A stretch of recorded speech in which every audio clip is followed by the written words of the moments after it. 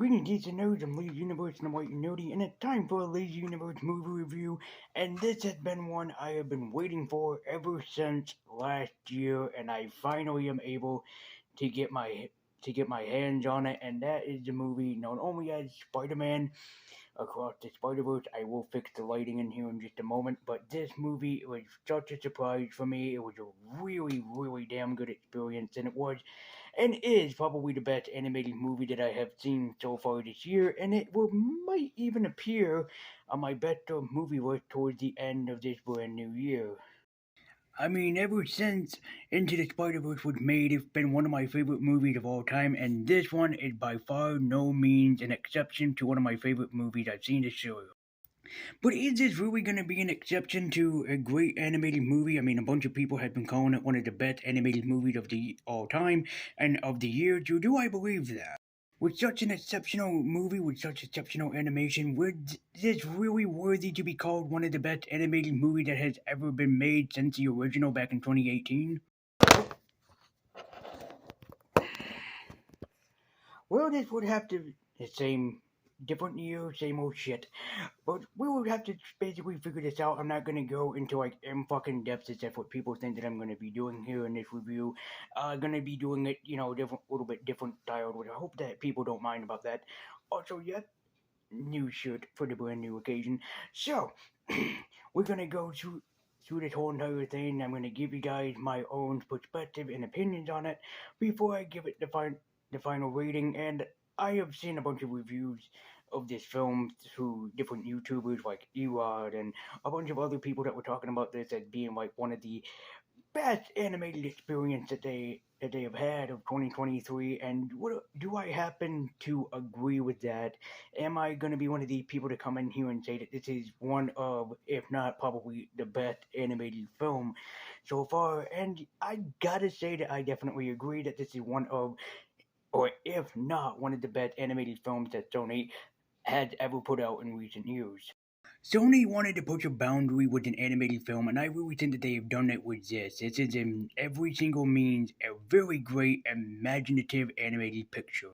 But it's an animated picture like you've never seen before. It's like Sony was like, let's take animation, let's take all the boundaries of animation that we can make, and let's make something very exceptional. And I think that Sony really did handle what it wanted to do with making it a very amazing piece of animation and one of the best animated films I've seen. This movie, of course, is still about the amazing Miles Morales, who is still back in his role as Spider-Man, and he is back on the big screen and back in every single category.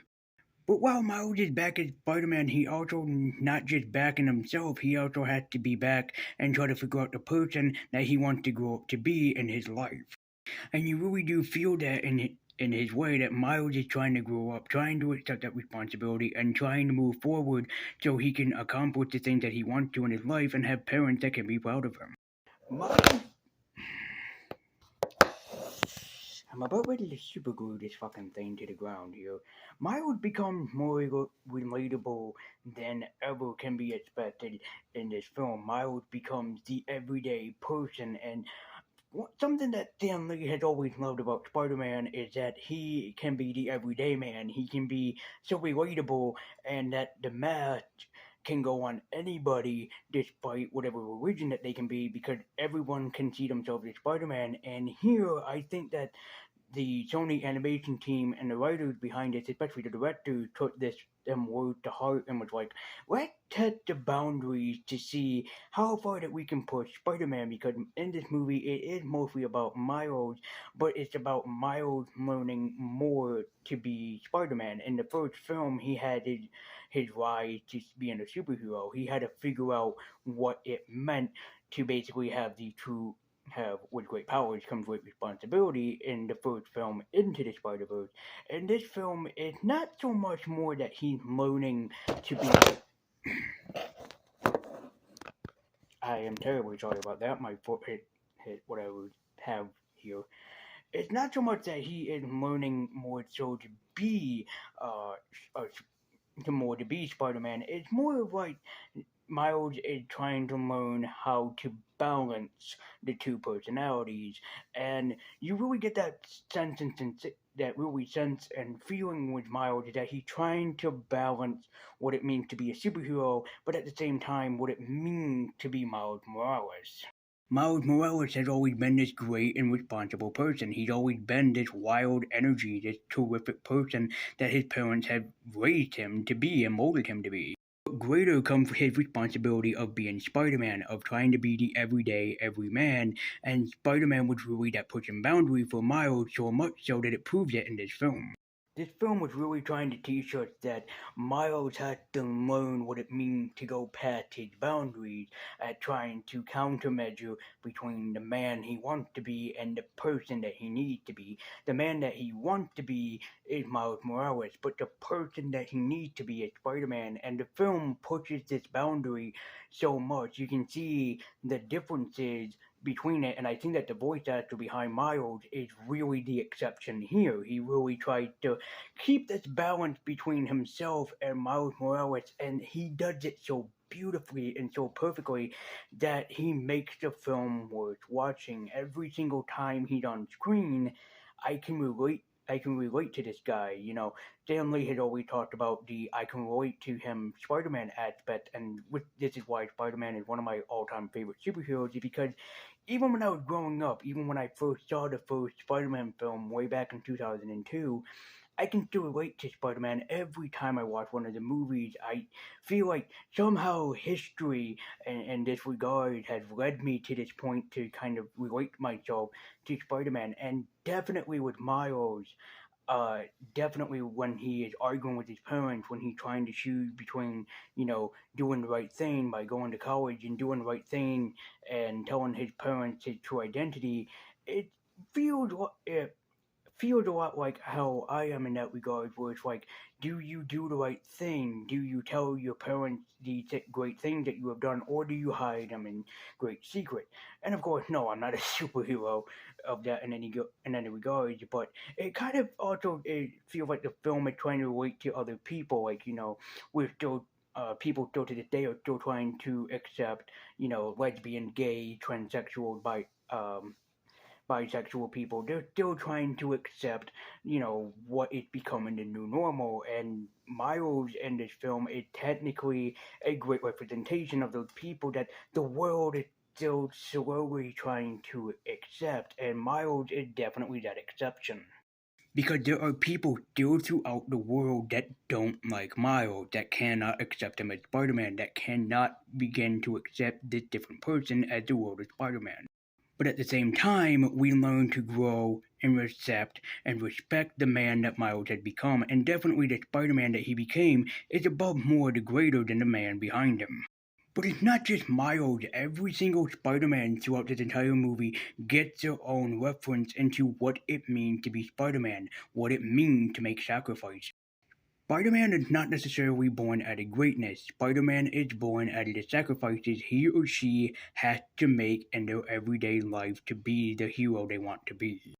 This is something that the movie really wanted to highlight for us, was that every Spider Man or Spider Woman through history has to make a certain sacrifice to become greater. And in order to perform a greatness or a task that is put onto them, Miles has to look past the tragedy, accept the tragedy, and become greater for the person behind it. Greatness is not really accepted onto Spider-Man, but greatness is thrown onto the person as long as he chooses to accept it, and Miles is not Peter in this regard. But we get to see that in this regard, Miles is great as his own person, and we begin to accept him for the different person that he is. But Spider-Man is not just born through greatness, he's born through some different and obscure enemies, and the villain that they have chosen for this movie is, of course, the latter of the two. This movie chooses a very obscure Spider-Man villain known as the Spot, and I love how they throw his origin at us, but they did it in a way that makes sense and also in a way that quickly establishes everything. So even if a person had never seen Into the Spider-Verse, what they should, they can accept what happened in this movie. And the Spot's origin is just greatly thrown at us with that he was there the entire time during every event that happened to Miles. So they always say, and it's true, that Spider-Man can sometimes by accident create his own villains, and here Miles by accident created the Spot, and the Spot is voiced by Gideon Graves. I think his name is Jason Schwartz. I think it's the guy that plays Gideon Graves in one of my favorite films ever, which is over here.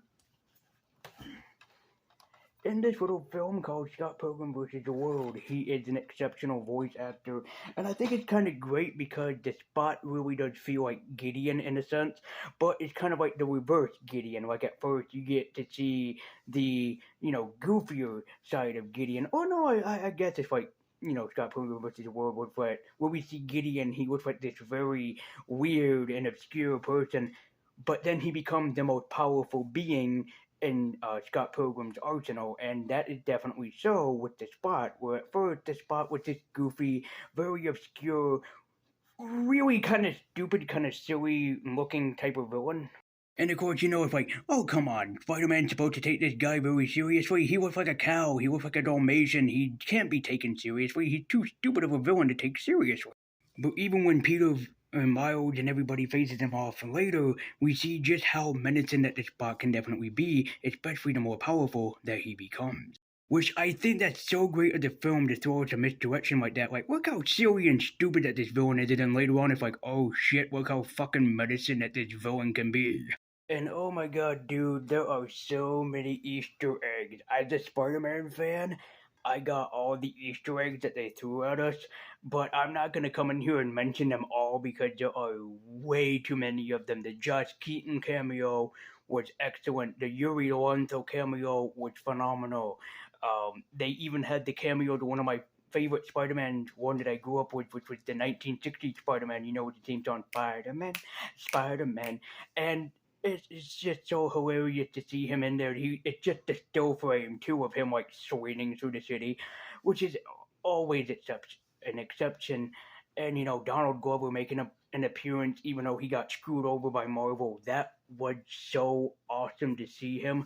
Which makes me think that in the Tom Holland film, because that's where he first appeared in Spider-Man: Homecoming, is that we are eventually going to see him in the suit, which makes me so pretty much happy.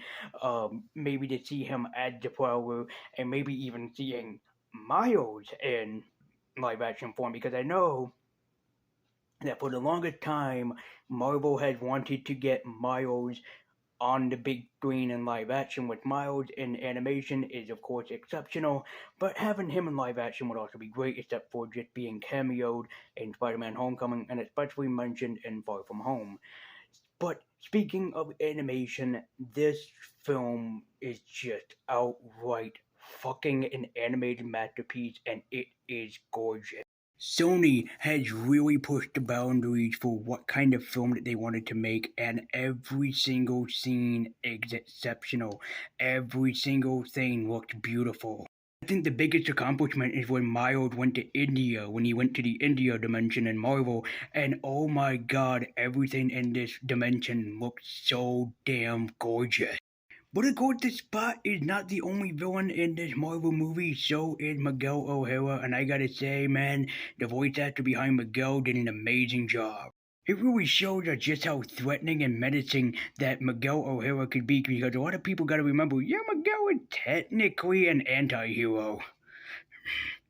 But yes, it is needless to say that this is one of the most beautifully animated and gorgeously animated films that I have ever seen, period, and I love every aspect of this. Then again, you're talking to a 28-year-old nerd who knows out even over like old style Disney animated films or just animation in general. Because back when I was in seventh grade or eighth grade, I think it was seventh grade, I wrote a really long essay. You were supposed to on something that fascinates you, and for me, it's always been animation. And I got to write about it and the history behind Walt Disney and Matt Fleischer and all of the animation companies. And so, even still going into that, this is still just one of the most gorgeously looking animated films ever. And the story for this film, like I said, is really supposed to be about Miles' separation between Spider-Man and Miles Morales. But of course, it also had to deal with Miles and the other Spider-Man and Spider-Woman throughout this entire story, with trying to accept the burden of what's happening to them. They have to try and accept everything that will be thrown at the dartboard. Everything is not written in stone, and everything isn't concrete. Thank you, DC Legend of Tomorrow, for having me reference that, because that's what Rip Hunter says in the series. For that, sure, everything that happens in history cannot be exactly concrete just yet, but it goes to show it that eventually that what happened to Miles' father will happen here. That is not a spoiler. If you know Miles Morales, his father does eventually die. This happens in the Spider-Man 2018 game, and it canon that it will happen.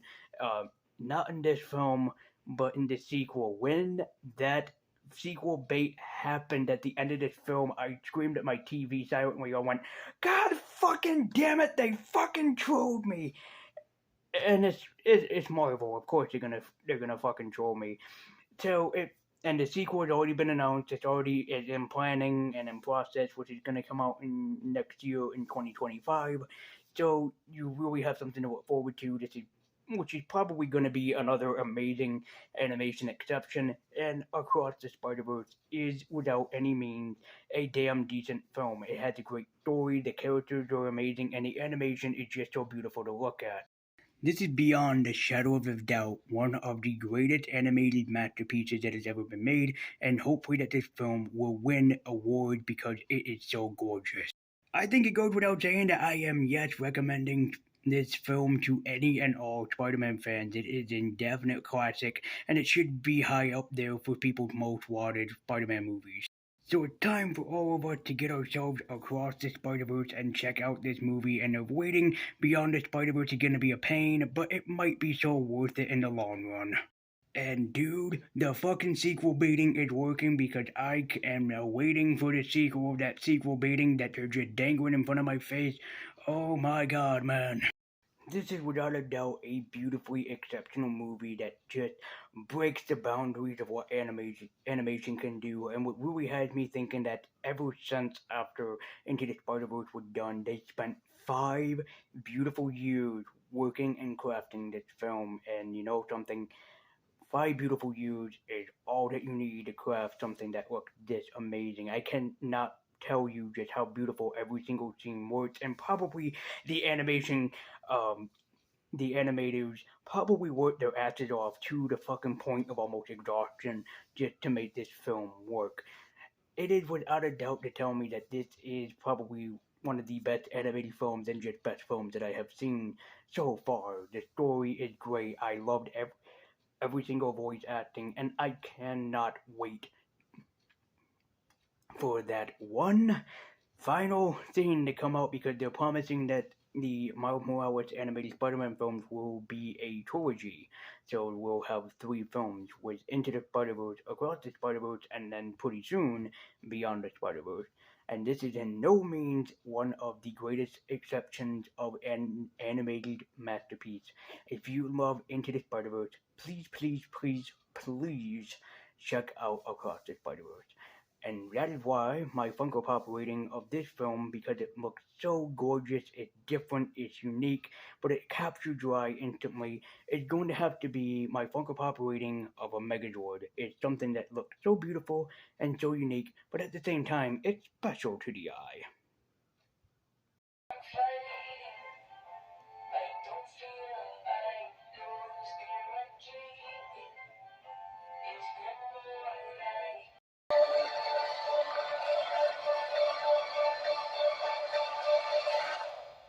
So, guys, if you can find it, please, please, please check out this movie. It is awesome, it is exceptional, and support my boy Miles to be Spider Man. Too many people have been giving him hate. You guys need to support him more. But anyway, thank you guys so much for watching. Be sure to like, comment, and subscribe. Follow me at Twitter with a link in the description down below. I've been Lazy Universe. I've been waiting nerdy. Keep getting on. And this has been a Lazy Universe movie review. And as always, thank you guys so much for watching.